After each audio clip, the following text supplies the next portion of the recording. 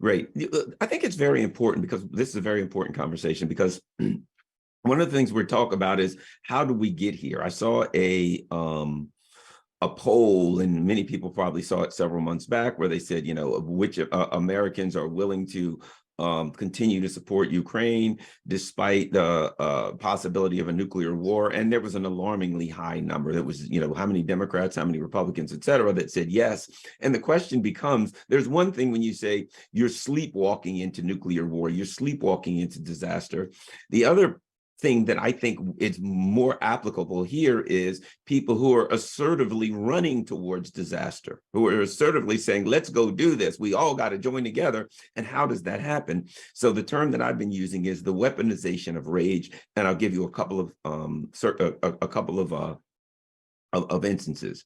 Number one, and the last one will be the Ukrainian extremists. Number one, that is, you, in order to get regular working class people, the working class, the poor, the working poor, et cetera, to go along with the wants of the rich and powerful, they have to convince them that their interests are aligned. We have the same interest, we have the same enemies, we have the same needs, things of that nature. And one of the ways they do that is, and here's an example, you weaponize rage. You create either you go find a place where there is existing anger and rage, or if it's not already there, you create it. An example of creating it would be the demonization of leaders of a country. Syria, there's nobody there, that's not a country, there's a person named Assad.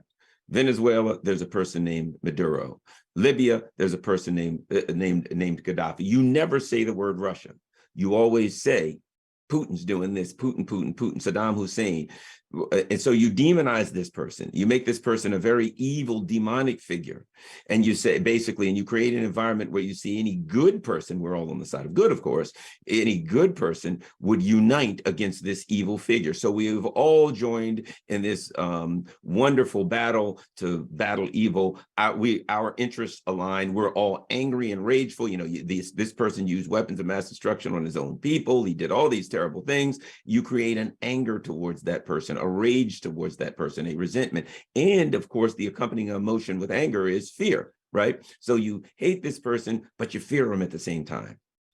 You know, and so once you create that, you get the alignment, because now the wealthy, the oligarchs, the powerful say, well, I hate Assad. Don't you hate Assad? I hate Putin. Don't you hate a Putin? They're terrible. And together, this person must be stopped or thwarted in their evil machinations, no matter what. And now you can drag people. You can take that rage and anger that you have created against this evil other person, and you can now get people to think in ways, act in ways, and take chances that they would never normally take, because they now believe that they are part of like this gigantic crusade for good that must stop this evil person. So one option is create the rage against the target and then utilize that rage as a weapon. Another one, which we all know very familiar with, whether it kind of works like this. Why does the US always seem to unite with these extremist organizations? You've got the Mujahideen Khalq, the MEK,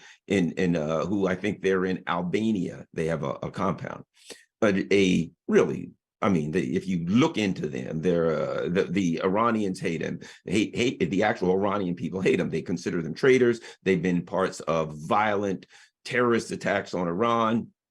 Kind of a really weird quasi-religious kind of cult that the U.S. fuels. But what is about it? They are angry and rageful at the Iranian leadership. So the U.S. comes in and says, hey, you hate the Iranian leadership, don't you? Yes, we do. You're furious and angry at them, aren't you? Yes, we are. You know, funny thing, so are we. I think we need to join. Our interests align. Why don't we help you and work together to take out these evil people that you hate so much? Now, go to Ukraine.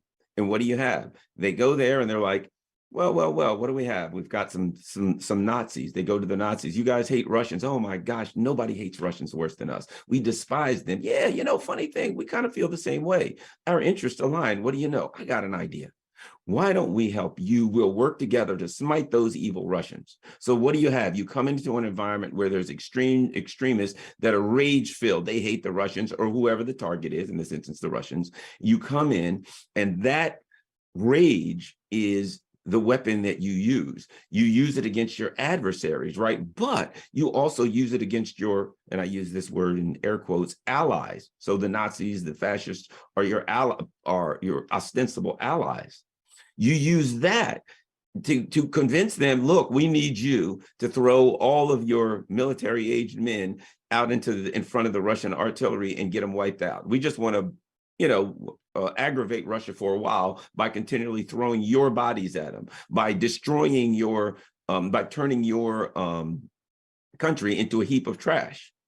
But we got to get you to go along with it. We can utilize your rage and stoke the rage and help. One of the things that happened after 2014, after the U.S. overthrew the government and this is interesting, a lot of people, when they talk about Nazis in Ukraine, right? Yeah, they were already there. There's a few of them. However, after the U.S. took control of the government, one of the things they did was they elevated their power. They increased their power. These fascist militias weren't actually formally part of the Ukrainian military until after the U.S. came to power. After the U.S. came to power, the U.S. then made them formally and officially part of the Ukrainian military and elevated them in many ways. They kind of almost made them iconic to the defense of Ukraine. They fed into that nationalism. They made heroes, right? Villains and heroes. They made heroes of them. They armed them. And then they used that hatred and anger and rage to basically make the entire country suicidal. Now, let me add this. They're doing the same thing to Poland, Slovakia, etc. They're going to these Baltic states that basically hate Russians, and they're saying, you hate Russians, right? You've got this rage at Russians. Yes, we do. We hate them. Perfect. So do we. It's the weaponization of rage. But when rage is weaponized, it's not just weaponized against the adversary, against the target. It's also weaponized against the ostensible allies, because you have to convince people to take actions that are detrimental to their own health, to their own well-being, to their families, to everything, to throw it all away because they believe that you're aligned with them. Let me add one more thing. It works best when you have a weak ally, when you can create a David and Goliath scenario. So you come into your ally and you say, you guys want to fight the Russians, right? Yes, but you're very, very weak and you're not able to fight the Russians, are you? No, but we'd love to. We're extremely powerful. You can tap into our power, and now you can be extremely powerful. And you also kind of convince them that when they get in a lot of trouble, you'll be there to back them and help them, which you will. So you weaponize the rage and you use that against your allies to get them to take actions that are not in their best interest, and you use that rage of theirs to attack your enemy. So they're just tools. And I would even go further to say they're doing it to the entire Europe. If you look at Europe, there has been an underlying, still kind of, I'd call it a racism type thing against Slavic people in Western Europe. And they can go to the people and say, look, the Russians aren't as good as us. They're, a lower species, etc. And there's still some of that, let's be honest, in Europe. And you can use that to say, well, the Russians are a bunch of barbarians and they have to be dealt with. You're going to have to make some, and what does it come again? You've got to make some sacrifices, big sacrifices, but you're part of a gigantic alliance that's going against the people that you hate, the people that you're angry against, and feed the rage, because the rage is the weapon that allows you to A, use these proxies against your adversaries, and B, one second here, and B, to get your adversaries to put their own interests aside, believe that your interests are aligned with those, and then turn themselves into basically suicide bombers. I think that's what's going on in Europe. But keep in mind, that's what happens to the American people. It's pertinent to this conversation because it's one of the ways that the American people get convinced, do you hate Putin or Russia? Because it's the same thing starting to really leak in with China. Do you hate this other adversary?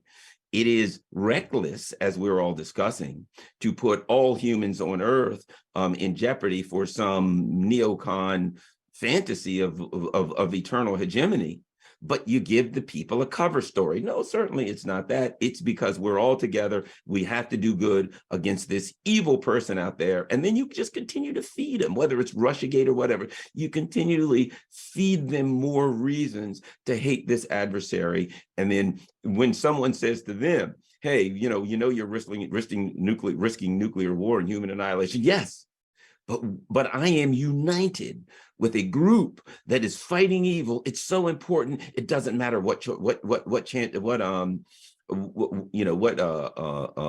could possibly happen. It doesn't matter what we put at risk because we've joined together to fight evil. And I think it's important to have that discussion, to understand that, because you have to get into that loop where people understand that they're being misled, and where you can get people aware that this anger and rage that they have is being created artificially, and then it's being used as a weapon against them and their adversary. I found that when you talk to people about this, which I do on radio, about this phenomenon, callers will call in and they'll kind of shake their head and say, yeah, that makes sense. I mean, I can't see them shaking their head on the radio, but you get my point. All right, thanks a lot. That's my presentation as such as it is.